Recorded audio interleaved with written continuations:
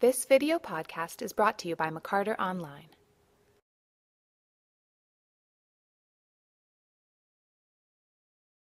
Lanford says, "Oh my God, the railroads is so wonderful. I want to write a play about this."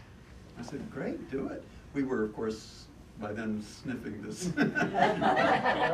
this paint we were painting, so who knows.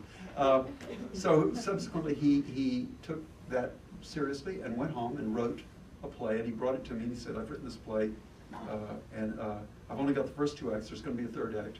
Let's read it." So we sat in my apartment, and I read the first act. I said, okay.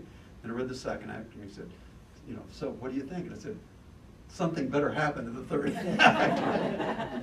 It's very, very good, but something better happen. So sure enough, something does happen in the third act. And it was called the HOT L Baltimore. Actually, at the time, it was called Memorial Day.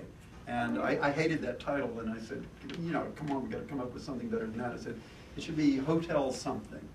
And Lanford said, "Well, I saw a sign here that said Essex House with the E burned out or something, so it said Sex House." And I thought that was very funny. He said, "I also saw another one that said HOT L with the E missing." And I said, "Oh, that's great, we could do that."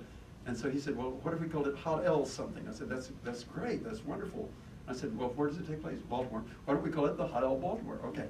So the name was changed, and he had written it for specific members of our company, which included Trish Hawkins and Judd Hirsch and Conchetta Farrell. Play, right? And that we could say here. And so we did the play, and Harold Clurman and the New York Times came, and Clurman, sitting in the front row, was like a child under a Christmas tree.